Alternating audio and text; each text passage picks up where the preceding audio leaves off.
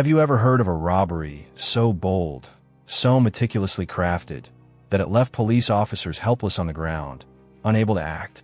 Imagine this. A helicopter swoops down in the early hours of the morning, lands on the roof of a fortified cash depot, and within minutes, millions vanish. This isn't fiction. This is the real-life story of the Swedish helicopter heist of 2009. A crime so cinematic, so precise, that it left an entire nation stunned, not just by what happened, but by how easily it was executed. Welcome back to Mystery Junky, your home for the most unbelievable true stories and unsolved events. Don't forget to like, comment, and subscribe if you enjoyed deep dives into the most chilling mysteries the world has to offer. Now, let's get into one of the most daring heists in European history. It was the early morning of September 23, 2009. The streets of Stockholm were still asleep as a stolen Bell 206 Jet Ranger helicopter soared through the sky, its blades slicing the silence over the district of Västberga. Inside the chopper sat a team of masked men, calm, composed, and prepared for what was about to unfold. Their destination, the G4S Cash Depot, one of Sweden's most secure money-handling facilities. At exactly 5:15 a.m., the helicopter descended and landed with surgical precision on the roof of the building. At first, a few early risers in nearby buildings thought it was a movie set, but what followed was no film. The robbers, dressed in black, armed with sledgehammers and explosives, breached the skylights and entered the building through the rooftop.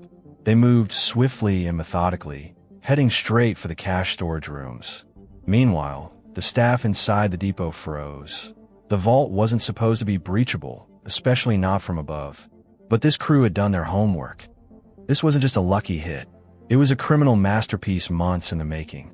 The robbers had studied the building's blueprints, mapped escape routes, and, most importantly, anticipated every possible police response. And that's where things get really interesting. At nearly the same time the robbery began, authorities of the Stockholm police helicopter base received an anonymous tip. The tip claimed that bombs had been planted around their air support facility. When officers responded, they discovered what appeared to be real explosive devices placed near the police helicopters. It was enough to trigger a full lockdown. The result: all police helicopters were grounded, unable to launch, unable to assist, and completely neutralized. The robbers had outmaneuvered them before the first alarm even went off. As if that wasn't enough, the roads leading to the G4S depot were booby-trapped with spike strips known as caltrips. Any ground vehicles attempting to get close would have their tires shredded, delaying response even further. From land and sky, the robbers had isolated their target. The G4S depot was effectively cut off from help. All the police could do was watch. Inside the depot, the robbers broke into secure vaults and loaded millions of kronor into large duffel bags. They weren't scrambling. They were calm, as if following a well-rehearsed script. The entire operation took about 25 minutes. By 5:39 a.m., the helicopter lifted off once again, vanishing into the fading morning darkness. No shots were fired, no injuries reported, but millions were gone. Sweden had just witnessed its most cinematic crime to date. The helicopter was later found abandoned in a clearing north of Stockholm. It had been carefully wiped for fingerprints. No surveillance cameras in the forested drop zone. No DNA. Whoever did this didn't just vanish. They evaporated. But authorities were far from giving up. In the days following the robbery, a massive investigation was launched involving Swedish National Police, Border Control, and Interpol. Slowly, leads began to trickle in. Phone surveillance, old criminal informants, and financial patterns pointed toward a group of suspects with ties to organized crime.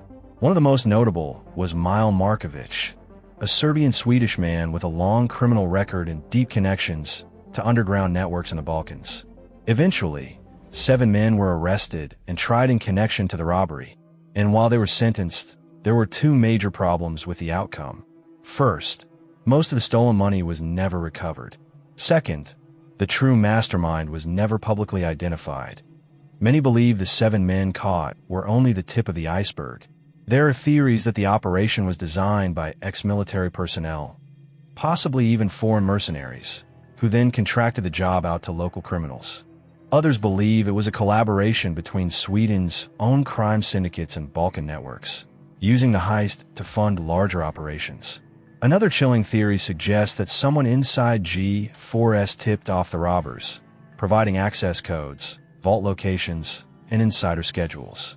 Though never proven, the possibility of an inside leak has never been ruled out. This wasn't Sweden's first high-profile robbery, but it was its most sophisticated.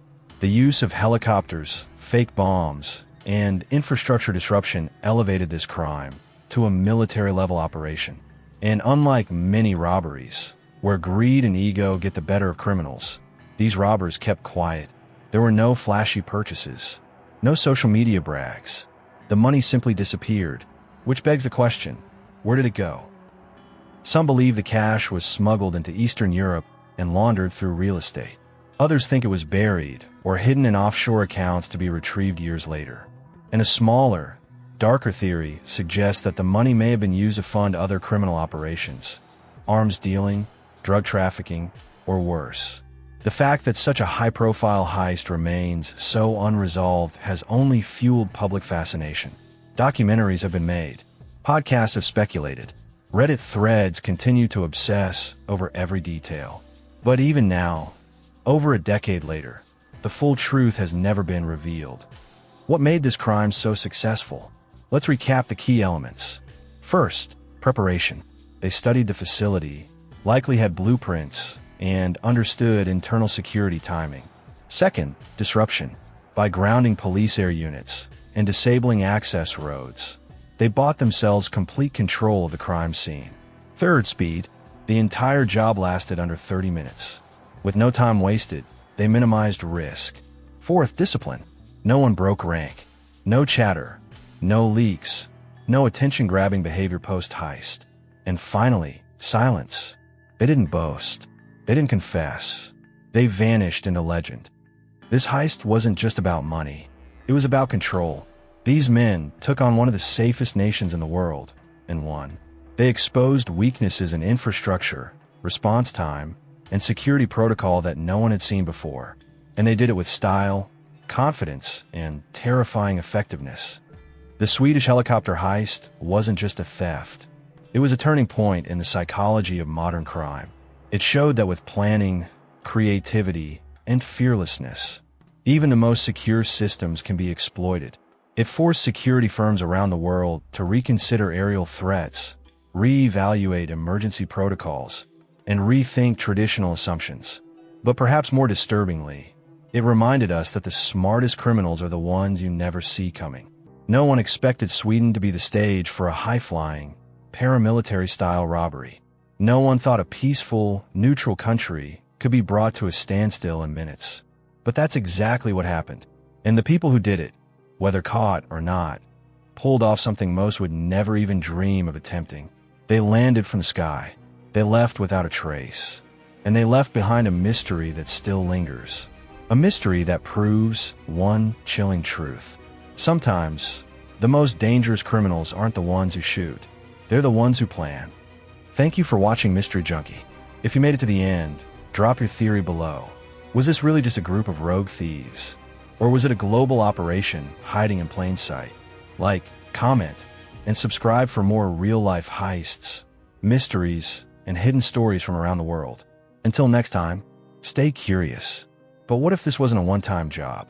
What if the Swedish helicopter heist was simply a test run, a proof of concept for something bigger, something global? Criminal organizations around the world likely studied this case. They saw how vulnerable even the most peaceful countries can be when precision, planning, and unpredictability collide. There have been whispers since 2009. Copycats attempted similar tactics in other nations. A few were caught, but many weren't. What if this robbery planted a seed, not just in Sweden, but in the criminal imagination worldwide? Security companies began reinforcing rooftops, installing anti-air systems, and developing faster lockdown protocols. But they're always one step behind creativity. Maybe that's the scariest part. It's not just about the money they took. It's about what they taught the world. That if you're fast enough, smart enough, and ruthless enough, you can rewrite the rules. And just like that helicopter slicing through the Stockholm sky, you can be gone before anyone even knows what happened.